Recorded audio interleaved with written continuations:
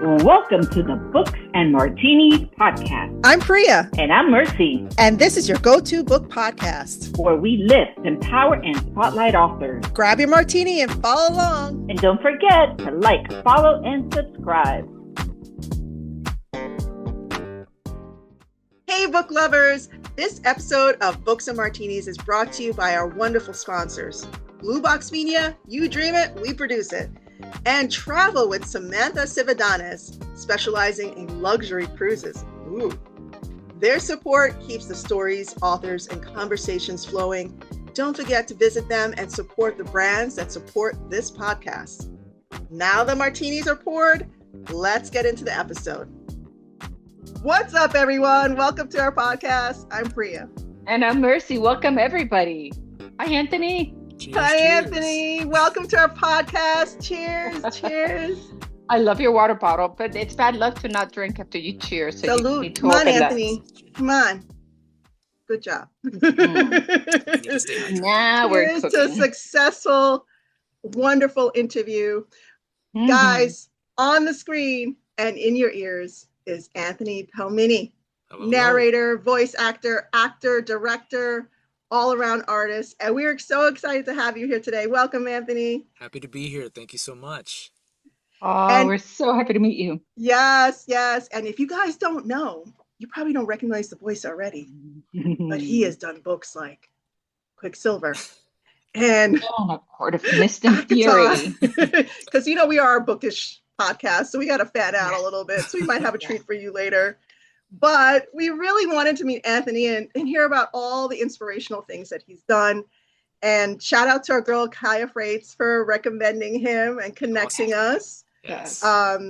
There's an amazing community of narrators in New York City that are really connected. And we're so glad that we are able to interview today. So, First question, tell us. Anthony. Who's Anthony? Yeah. Anthony. Talk to us about Anthony. Yes.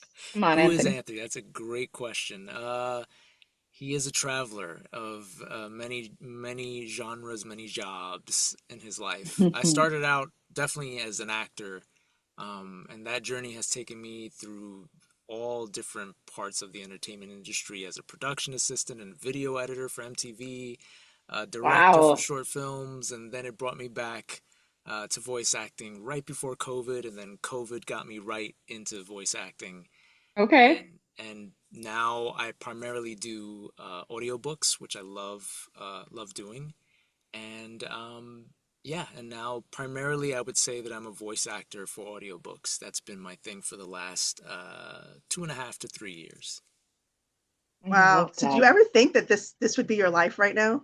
When you started acting and you started your career, did you ever think that you'd be in this space? I did not think. I thought that I would be doing like commercials or funny anime or animation voices. I never thought I would be doing this type of work. And but I'm glad that I made my way to it, and I'm happy to be there. When was that aha moment for you that you said, "Oh wait, I could do this," and you learned about actually reading a book?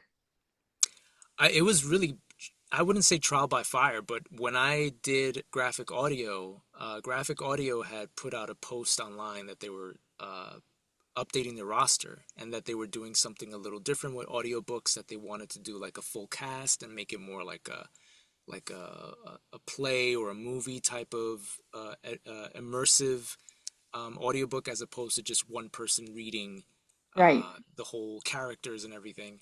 And so when I got ACOTAR, I still hadn't done any narration, and then they were like, "Okay, that was your first book." That was your first one? Yeah, that was my first one. Wow. So talk about starting on the top. So the next book, which had his first POV chapter, that was my first time ever doing a narration for audiobooks. Like, I never done any before that. So I was super nervous. I had a very good director who was guiding me through it, and she was telling me, she was like, if I feel like you're not doing it, I'll let you know and we'll start over. But she was just like, no, this is the pace, this is how you should say it, this is how you should go about it. You did great. You just felt it. I say that my training was reading a lot of comic books when I was younger, because every superhero has an inner monologue, and they're Yes. constantly telling the readers how they're feeling, what they're looking at, what they think about the other character. And so as I was reading this as a child and even as an adult, in my brain, I was kind of preparing for that, where I'm like, how would this character sound? And they're saying Mm. so much description, and they're talking about so many things. How would they sound telling me what is going on? And so I did that for the audiobooks. I was just like, okay, I'm now this character who has an inner monologue and is speaking to the audience. Let me just do it that way. And it turned out that that was the way to do it, at That you least for were a me. At least that's natural. how it worked for That's me. it. You were just a natural. So How was that? who We is also. sorry, Priya. No, go ahead. Go ahead. Who are you in Akatar? He's I'm Rhysand. Rhysand and Akatar. Mercy. Mercy. You were supposed to do your homework, girl. No. Listen, you know that I have the books because I love you, but I'm Yes. not a reader of these books. I do a lot of thrillers and a lot of Mm, mystery.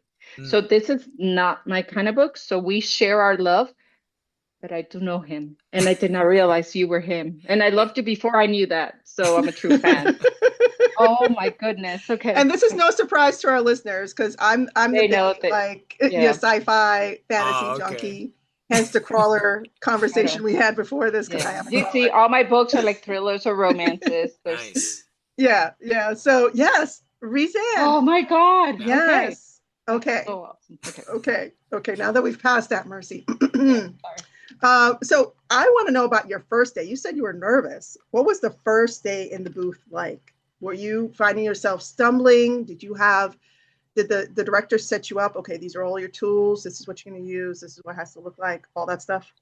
Well, for the first time that I did that role, I had no idea about how popular the book was, and I was just treating it like any other gig I had. So there wasn't really a nervousness. I think when I did the first like actual reading as a narrator, I think I was a little nervous in the beginning, but then I said, all right, this isn't live, so if I mess up, we could just You edit. re-record or they'll Mm-hmm. just guide me through it just like they've done in the past. So that kind of put me at ease of like, okay, if this is a learning process and if I mess up, we'll just re-record. It's no problem. And I think that helped put me at ease. And then once I became, just more focused on what I'm actually doing as opposed to thinking about the future or thinking about other stuff and just focusing what's on the page, it was a whole lot easier to do that. And then when you found out how big the fandom was, what was that like? Yeah, that was crazy. I did not expect that. I still don't get, like, I still am surprised at times when people are like, oh, I love the voice that you did there. I'm like, oh yeah, that's right. It's out there in the world. 'Cause you're in the booth, you're by yourself, you record these lines, you put it out in the world, and then that's it. You Like forget. my job is done. So I tend to forget. I'm like, wait, they know I did that? Well, yeah, of course, because it's out and that's who I Right. played. So I still am surprised and shocked and just, yeah, every time I see that, I'm just like, wow, that's crazy. Wow. What's been your favorite character? That's tough. And it That's could be tough. anything. It could be anything that you've acted in, anything that you've narrated or directed. What's your favorite character? That's tough because I like a little bit of everything that I've done, so it's hard to say like a favorite. I would say, Mm-hmm. as far as like audiobooks, the closest like characters that I have fun with are probably Carrion from Quicksilver, just because he's like the funny, comedic person. Um, yeah, it's tough because every character I play, I'm just like, oh, there's something here that I'm gonna have fun with. And I think Mm. that's what I go to any character, any project that I do, is when I read it and I go, oh, I'm gonna have fun with that, or oh, I can't wait for that part, or oh, this is interesting. How can I bring that to life, knowing where the twist is? So every job, there's always something that I'm just like, oh yeah, that was fun. Oh, I love that. How You're do you, pouring your soul into it. yeah. So how do you prepare to switch up voices? Do you Mm-hmm. have a process? Um, Because I Again, know obviously Carrion has a different tone than Kingfisher. yeah. again, I think it's from my comedy background because I did a lot of improv training, and so I'm constantly thinking of new voices in my head. I'm constantly thinking of like different things that I can do to make one character different from the other. And so I really enjoy when there's like a multi-character book that I'm doing because I'm like, okay, great. I can do this and now I can be the total opposite of that. I can play the villain and the hero. So Mm. uh a lot of it is just finding, when they give me prep for the book, they're like, okay, this is how the characters should act, or this is like their cadence or whatever, that helps. And other times it's just me kind of doing bad impressions of actors or characters that are already there, and that's what they teach you in improv is like if you do a really bad impression of somebody, then that's your new character because nobody knows but you who that's supposed to be.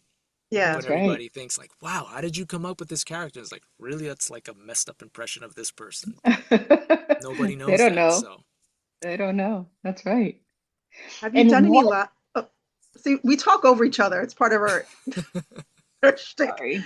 We don't do it on purpose. Go ahead. Go ahead. Go ahead. Thanks. I wanted to know what a day looks like for you. How does your day look like on a day that you have to record?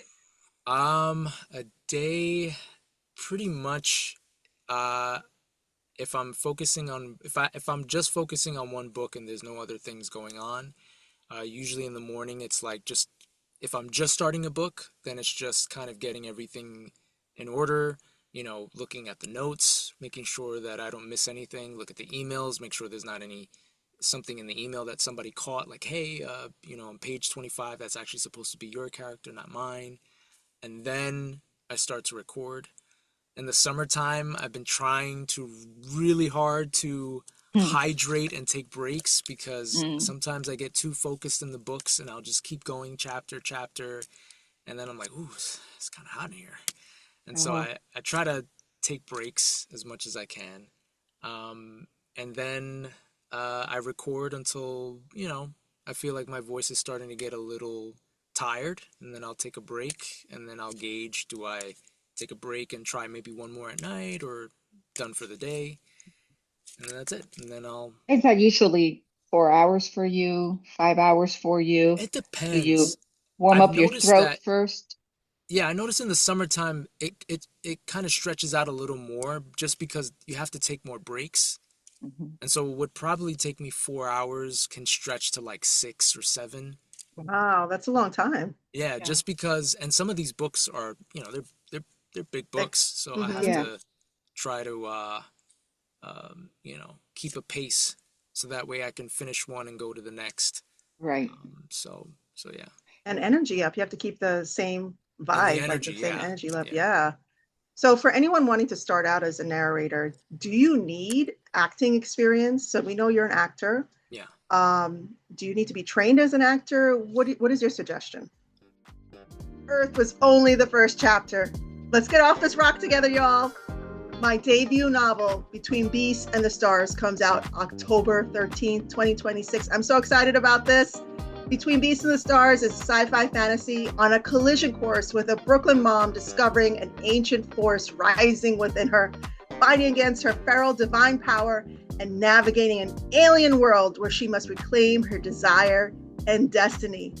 She is dropped 32 million light years away from Earth in the Phantom Galaxy on a planet named Hull and encounters a whole slew of aliens, some sexy, some scary, but she's fighting for her life, trying to get back to her kids on planet Earth. So my ebook is available now on Amazon for pre-sale. Check it out. And she lands October 13th. Okay, now back to the episode. I say, and I heard this a lot, when I was going into voice acting because you think it is different, and in some aspects it is different from on-camera acting, but the acting part is still there. So I feel like you can be a natural actor, you can be somebody who needs training. I feel like you should have some type of training. That doesn't necessarily mean you got to be Shakespearean trained. It could Yeah. be like taking an acting class, even a free one. You can learn something from that. Taking improv classes especially helps, when you're recording and they might say, "Oh, try it this way." And I always notice that when they say, give me another option or try it this way, it does help if you have some type of improv training, because it does help you think on your feet. Like, you're just like, oh yeah, let me try it this way. And it helps you to not think too much. Improv is all about like, go with your gut. And if you Yeah. mess up, Mhm. that's fine. You can try again. And I feel Right. like sometimes when they say, give me another version, you're so stuck on like, well, what's that version that you might be thinking too much about it. So I feel like there Yeah. Mm. has to be some type of training. I put that in quotes Mm-hmm. because I don't want Okay. people to think that they have to think of it as Juilliard or, the Or top, top, Meisner or top. one of those things. Yeah, Yeah. you like I've learned so much from so many different types of free, paid uh workshops. You can learn so much from that and use that for something. Mm-hmm. Because it is the main part of what you need. It is the skill to learn how to act, and it's not just the voice. Because sometimes you can have a really good voice, but they're like, I don't believe it. Like, it sounds good, but you're supposed to be really sad that you lost your whatever. You don't sound like Yeah. that. Right. Right. Like Right. like being able to say one line and say it over and over again with different emotions. Yeah, So I say, "Hi, Mercy," yeah, all chipper. "Hi, Mercy." exactly. I'm like, it's not improv, Okay. whatever. I got you. um, have you ever done live, like a Broadway play or anything like that?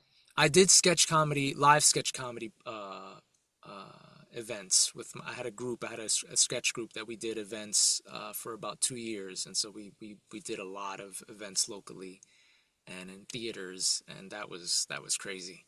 Wow. Yeah. And what is the biggest thing you took away from doing the live acting? Oof. I mean, talk about, pressure, right? It's like you're in Yeah. front of you only get one shot, one chance, there's no do-overs. You have to really trust that you've done the work, you've done the rehearsals, and then you just go out there. And even if you mess up, even if something that always goes wrong, you just kind of power through it. And it's a crazy thrill, like to be in front of a live audience and be doing that is just like to hear that response that quick is pretty Yeah. crazy. So wait, so you did comedy. So Yeah, are you funny? I think You so. can- I would hope so. And so, okay. So now that you're a narrator, how can you translate that experience into what you're doing now? Because obviously it's not live, you're Yeah. recording over and over again. Does it mean that you're going to do less takes because you're just ready to go? Like, how's Um, it translate? yeah, that's a good question. I think that the preparation is still there. Like, I try to prep as much as I can, but I think whatever I transferred over from theater to this was really because, at least for me, it was sketch. You do a lot of characters, and we did a lot of characters in sketch. And so um, it's easier for me to dial back because when you're on stage, you gotta like amplify that character because you want the person in the last row to feel that energy. And so now that you're an audiobook, you don't want that. People are gonna take off their headphones. They're like, "Whoa, why is this guy Right. screaming everything?" So you gotta dial it Yeah. back a little bit. Right. Yeah. But the prep work of character work is still there. So it's not that hard for me to be like, okay, I have to do 5 different characters in this one chapter. I kind of already done that work, so I can just go through my mind Rolodex and say, okay, what characters have I done? What worked with the crowd, and what can I use from that character for this character to work? Hmm. On that same exact topic, what has been your most challenging book? Most challenging book. That's a good question. Most challenging book. I think it was early on. Um, I forgot. I even forgot what book it was, and it wasn't even the book itself. Was it like um, the voice acting that no, you so were I doing? mean, the technical was I had thought because I was still new, and I had thought that we were doing. And it's so funny. Somebody just posted about this. I thought that we were doing a duet narration, and it was actually a duel. And so I did Oh, like half the book just reading the guy characters, and then I sent it in Okay. and they're like, this is a duel, you have to do every character including the women in this book. So I oh had to man. redo all those chapters. and it was a pretty big in the sense of how many pages it was. So to redo that was pretty crazy, because then that kind of spilled into the next book that I had to do. And so balancing redoing everything that I did and then working on the next, that was Yeah. That's a pretty, lot of pressure. that was, yeah, it was pretty insane to do both of those and try to keep both on pace to be delivered on time. So And they couldn't produce it and, cut it and Cut and mix it paste. together. I mean, no, because it Cut had and to paste. be. I mean, I think I did that. I think I left the audio that I did record, but I still had mhm. so much narration to record that Mm. it was still a lot of work to fill in all those blanks. Right. Just when you thought you were done. Exactly. And this was towards the end, so I was just like, well, got it on time, Mm. early, pat on the shoulder, and then they're like, no, this is Thank you. doable. I'm like, oh Goodbye. my God. See you later. So, Yeah. do you find that when you're immersed in a character that you're narrating, say it's Rhysand or Kingfisher or Mhm. Carrie, do you find yourself using that voice in real life sometimes? Like while you're immersed and you say you're taking a whole week out to record the whole book, and You you're know what? stepping away and you have to exist in the world and you go get your coffee. You know what's Coffee in New so York funny? City. Because people ask me that. They're like, oh, does anybody recognize your voice when you go out in the world? And I'm like, I think my voice, my natural voice, is so different from the popular characters that I do that I don't really use those voices for anything other than what those characters are, because it's just so, Really? it's so specific to those characters that me using that deep voice to like order coffee or go to the grocery store is like, it would just be weird for me to go to that register in my voice to just, it would just be like, why am I speaking this way? Okay, so pick a character and order a coffee at Starbucks. Let's do some improv. What will Yeah. you have, sir? As Rhysand or as Yes. You pick Yes. one. Yes. Pick one. there you are. I would like to order a grande. Okay. I love that. I love that. Okay. Uh, so, okay, since we're on that, Mhm. okay. Okay. Priya's coming. Let's Yes. go. Yes, I'm coming to life. Okay. Can we get you to say Farrah Darling, please? Just Farrah, darling. Yeah. Unless there's something else you want to No, say. because okay, I'll do the lead up, even though these two actually don't exist in the book, but I usually do the this sentence with the other. Okay. There you are. I've been looking for you, Farrah, darling. Okay, and this is in the book where he finds her at the festival, the summer festival, right? Hmm.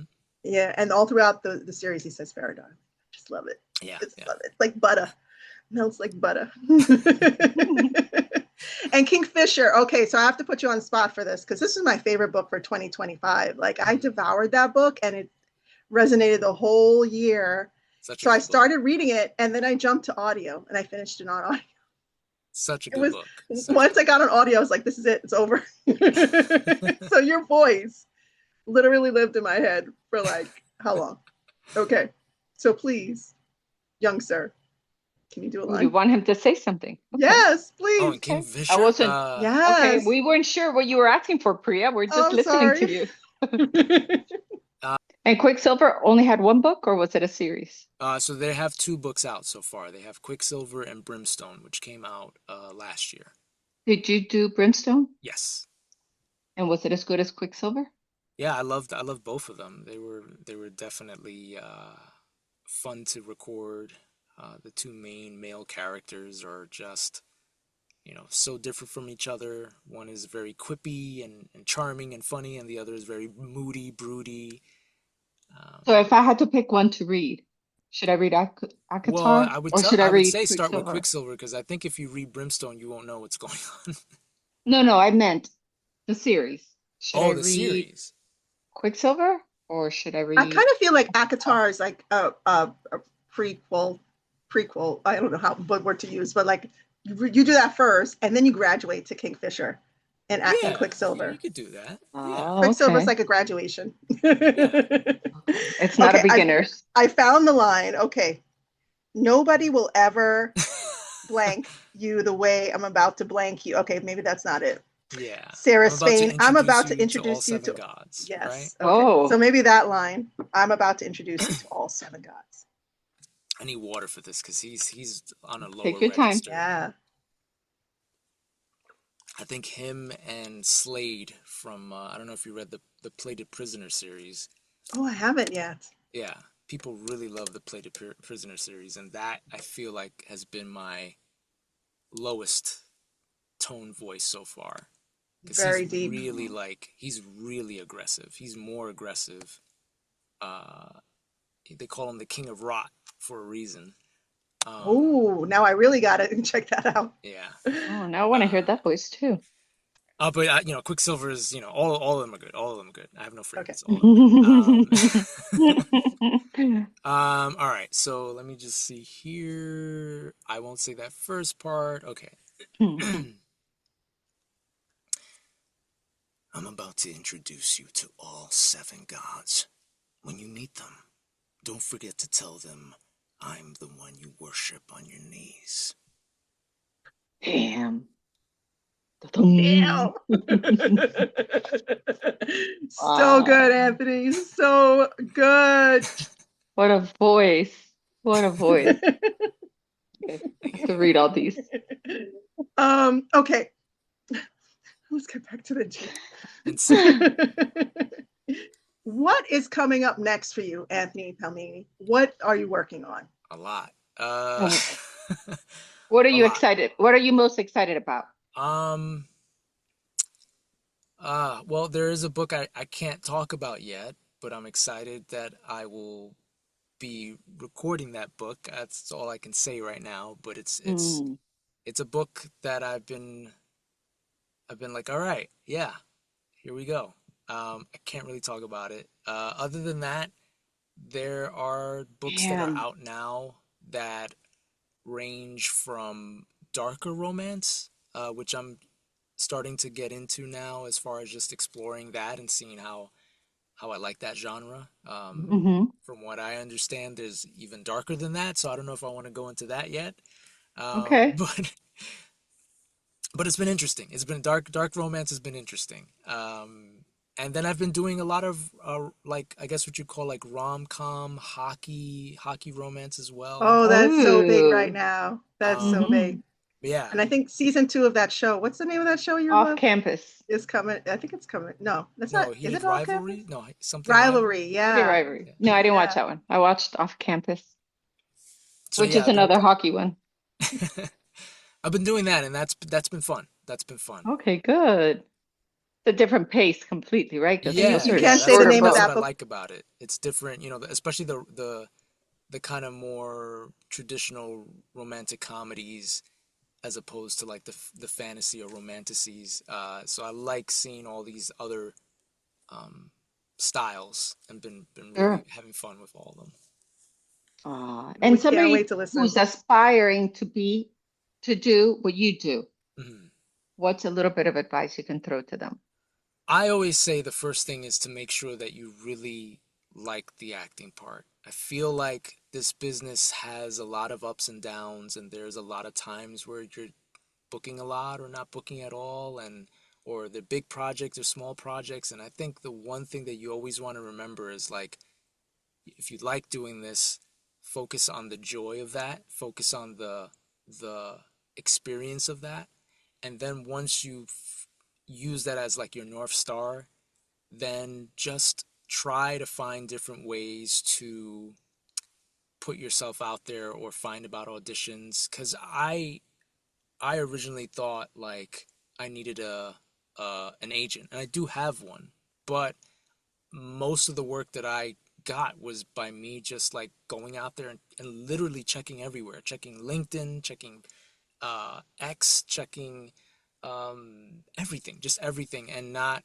saying, "Oh, I won't do that because of whatever for whatever reason." Because anything Hmm. that you do is going to prepare you for that moment that comes later or faster or later, whatever. Because I feel that whole journey that it took me to get to Akatar, it was a long time to get there, but when the moment came, I had so much that I practiced, that I rehearsed, that I did I met the moment, that I was just like, okay, kind of know these things, and it's not as worrisome as like if I didn't do all that stuff. So that's why I always say, like, do the free, workshops, do the small projects, do all of that, because trust me, it will prepare you for the stuff that's coming ahead for you. And again, those are the things that you have if in your mind you're like, I love doing this. Because if you worry about like the other external things, will I be popular enough? Is this paying a lot? Are Is you going to this make money? Yeah. Yeah, all that stuff is like, that's the secondary part, and if you focus on that, it might stop you from the main stuff. And you're worrying, you're focusing so much on that you lose sight of the other stuff that'll help you through all of that other stuff. Yeah, that's great advice. Start That's really nice. small, keep your expectations like moderate, Yeah. and just keep going. Have for the craft. fun, stay consistent, just keep trying, and yeah, and those are usually the three things that I see, even with other people that I've met in the industry.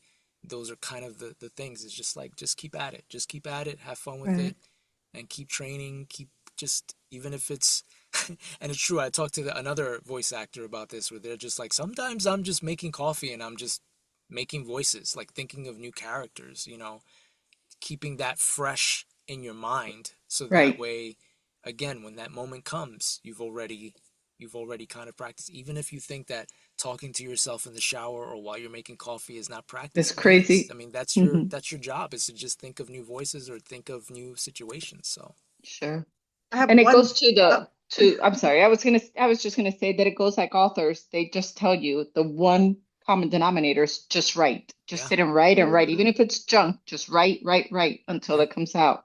Yeah, Right. practice. Sorry, go ahead. Right. No, I was going to have one last question for him. If there was a role that you wanted to play, it could be a movie too, a character that you wanted to play, or a book you wanted to narrate, a dream book, what would it be? I always say that I'm a big fan of Superman since I was a small child. Man, I was So gonna say Spider-Man, but how funny. Spider-Man too. I wouldn't mind Spider-Man. Yeah, But if yeah, I yeah. can do any type of voice work for a Superman project, that would be amazing. Wow, like the Cool. animation series. That's Anything, out right now, right? audiobook, animation, like anything. Put it out anything there to in do the with that universe. character. Yes, you shall have it. No, You listen are to the it. You are goddess. Superman. Let's manifest it. Yes. All right, Anthony, thank you so much for being our guest today on the Books and Martinis podcast. We love your work. We are rooting for you. We're so excited for your future and to listen to all the books, all the things, and to even see what you've created outside of that. So if you're acting or if you're starring in anything, we can't wait to see it. We can't wait to see Absolutely. it. Let's do one last cheers to you. With your water bottle. With your water bottle. There you go. Thank you. Cheers to you. I remember you got a drink. Salud. Salud. Yes, wishing you all the very best. On your success. Same to you. Same to you. How can our listeners, our readers, our writers, how can they all find you? I'm mostly on Instagram and TikTok at Palmini. You could also go to my website, which is www.antpalmini.com. So yeah, that's where you'll find me. That's great. Thank you so much for being our guest. Everyone, like, share, follow, subscribe, check out Anthony's stuff online. We'll put it all in the caption below. And thank you for listening to the Books and Martinis podcast. Bye, everybody. Bye, Anthony. Bye. Bye.